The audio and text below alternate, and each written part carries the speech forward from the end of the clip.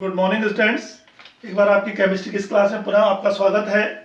और हम कल जो बात कर रहे थे ठोसों में अपूर्णता पर बात कर रहे थे। एक बार मैं पिछला आपको वीडियोस में जो बताया गया उस पर बात कर लूँ। हमने कहा भाई किसी भी ठोस में जब जो घटक कण होते हैं उनका जो अनियमित मूवमेंट होता है, इधर उधर उनका चलना होता है, उससे कुछ अपूर्णताएं बन जाती हैं, जिसको मुख्यतः दो रूपों में बांटा गया था, परमाणुविक दोष और इलेक्ट्रॉनिक दोष। परमाणुविक दोष को भी हमने दो रूपों में बांटा था, जिसको हमने कहा था बिंदु दोष और जालक दोष। और बिंदु दोष को जब दो रूपों में बांटा तो उसमें था एक स्टेरियोसिमेट्रिक एंड नॉन स्टेरियोसिमेट्रिक। स्टेरियोसिमेट्रिक में फिर दो रूप थे, जिसमें एक था शॉटकी दोष और दूसरा था फ्रैंकिल दोष। शॉटकी दोष कल के वीडियो में आपको बताया गया है, फिर भी एक बार मैं इसको रिकैप करना चाहूंगा यहाँ पर, इसलिए मैंने बना के रखा हुआ है। आप देखेंगे शॉटकी दोष में मुख्यतः क्या बताया गया था। हमने कहा था कि जो घटक कण होते हैं जब वो वहां स्थानांतरित हो जाता है, वो बाहर चले गए कहीं, मीन्स। लेकिन इसमें एक ध्यान रखने की बात है, अगर कोई धनायन जाएगा तो ऋणायन भी जाता है, ताकि उसकी विद्युत उदासीनता बनी रहे। तो यहाँ आप देख रहे हो एक धनायन की रिक्ति हो गई, ये यहाँ कहीं भी नहीं, ये चला गया, ये ऋणायन भी चला गया। दोनों आयन जब चले गए तो इसकी विद्युत उदासीनता बनी रहेगी, क्योंकि एक धन गया तो एक ऋण भी गया है, इसमें विद्युत उदासीनता बनी रहेगी। लेकिन अगर आपको कोई पूछता है कि भाई शॉटकी दोष में हमें ये समझाइए कि इसमें घनत्व तो कम होगा या एज इट इज रहेगा या बढ़ेगा डेंसिटी, तो इसमें घनत्व क्यों, आप कोई उदाहरण देख सकते हैं। कोई थैला आपके पास है, उसमें बहुत सारी गेंदें हैं, बॉल हैं, दो बॉल आपने उसमें से बाहर फेंक दी, तो स्वाभाविक है उस थैले का क्या होना है, थैले का क्या होना है, डेंसिटी घनत्व कम हो जाना है। तो यहाँ पर भी वही हुआ, इससे दो चीजें चली गई हैं, तो इसका घनत्व क्या हो जाएगा, कम। इन शॉर्ट हम कह सकते हैं कि शॉटकी दोष वह दोष है जिसमें घनत्व भी क्या होता है, कम होता है, और जिसके आयन्स अगर एक धनायन जा रहा है तो एक ऋणायन भी जाएगा, ताकि विद्युत उदासीनता बनी रहे। इसके जो मुख्य एग्जाम्पल है NaCl, KCl, AgBr। अब आज हम बात करते हैं फ्रैंकिल दोष में।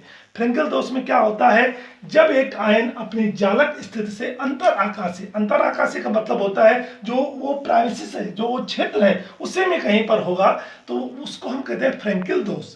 फ्रैंकिल दोष में चला जाता है। इसमें एक ध्यान रखने वाली बात है, सपोज हमारे आयन है A प्लस ए बी जो भी है प्लस माइनस के हैं, आप देख रहे होंगे यहाँ एक रिक्ति हो गई है, यहाँ से एक धनात्मक आयन मिस हो गया है, लेकिन जैसे यहाँ रिक्ति हो गई थी तो यहाँ कहीं नहीं दिख रहा था वो, फिर वो चला गया कहीं बार, लेकिन ये यहीं इसी अंतराकाश में अगर मिल रहा है तो इसे कहते हैं हम फ्रैंकिल दोष।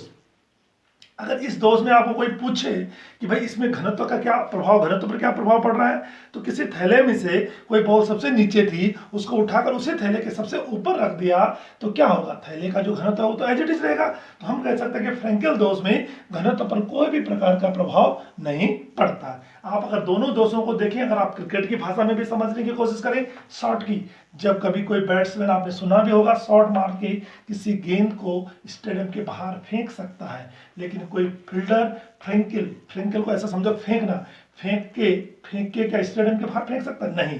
तो फ्रैंकिल में उसमें हमेशा आयंस जो होंगे वहीं अंतराकाश में रहेंगे। शॉटकी में शॉट मारा, आयन अंदर बाहर चले गए हैं।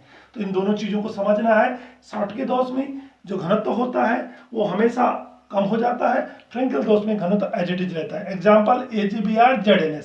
आप इस दोनों एग्जाम्पलों में एक चीज देख रहे होंगे कि AgBr दोनों जगह है कॉमन। तो इस पर एक क्वेश्चन बोर्ड एग्जाम में बनता है, प्यारे बच्चों, इसमें एक बहुत ही अच्छा क्वेश्चन बोर्ड एग्जाम में बनता है और अक्सर पूछा भी जाता है कि उस पदार्थ का नाम बताइए जिसमें शॉटकी और फ्रैंकिल दोनों दोष पाए जाते हों। तो आपका आंसर क्या हो जाता है, AgBr। तो कभी कभी इनके डिफ्रेंशिएट करने के लिए आता है कि शॉटकी और फ्रैंकिल दोष में अंतर लिखिए, तो आप अंतर लिख सकते हैं। एक का घनत्व घट रहा है, एक का घनत्व एज इट इज रह रहा है, एक के आयन वहीं धनायन में वहीं अंतराकाश में जा रहे हैं, एक के आयन बाहर जा रहे हैं। तो इन प्रकार से आप जो है इसको शॉटकी दोष को और फ्रैंकिल दोष को समझ सकते हैं। ये तो दोनों थे हमारे स्टेरियोसिमेट्रिक दोषों में थे, बिंदु दोष के। बिंदु दोष का ही दूसरा प्रकार है जो हमने आपको बताया है, वो है एफ केंद्र। जरा हम एफ केंद्र को भी समझेंगे। एफ केंद्र जो नॉन स्टेरियोमेट्रिक में आता है, नॉन स्टेरियोमेट्रिक,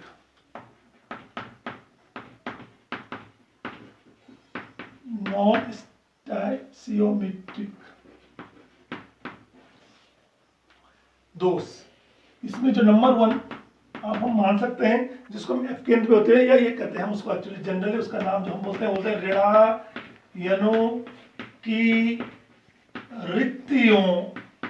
ऋणायनों की रिक्तियों के कारण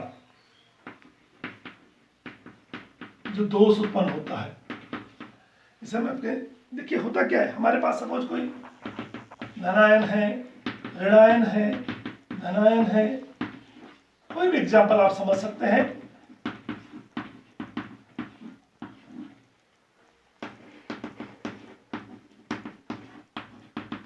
यहां पर एक ऋणायन की रिक्ति हो गई है, ये ऋणायन नहीं है, लेकिन वह दोष जिसमें कोई ऋणायन अनुपस्थित हो जाता है और एक छिद्र का निर्माण कर देता है, आप देख रहे हैं खाली वैकेंट स्थान, एक छेद का निर्माण हो गया, ऋणायन घुसा हुआ था और ऋणायन चला गया, वहां पर अगर उस छिद्र को एक इलेक्ट्रॉन समावेशित हो जाता है, इलेक्ट्रॉन को कौन सा आवेश होता है, सभी जानते हैं ऋणावेश होता है, तो इलेक्ट्रॉन के आने से ऋणावेश तो आएगा, दैट मीन्स कि जो इस पूरे क्रिस्टल में, इस दोष में जो हमारी जो विद्युत उदासीनता है वो बनी रहेगी, क्योंकि ऋण गया तो ऋण आया। लेकिन इसकी डेफिनेशन कैसे समझेंगे, जब धनायन और ऋणायनों की बात हम कर रहे हैं तो एक ऋणायन के कारण जो रिक्त स्थान, जो छिद्र बचता है, उस छिद्र को जब हम एक इलेक्ट्रॉन से भरते हैं तो वो जो इलेक्ट्रॉन वहां समावेशित हो जाता है, उस समावेशित इलेक्ट्रॉन को हम एफ केंद्र भी कहते हैं या रंग केंद्र भी कहते हैं, या रंग केंद्र भी कहते हैं। ये क्वेश्चन में हमारा बोर्ड एग्जाम में कई बार बनता है।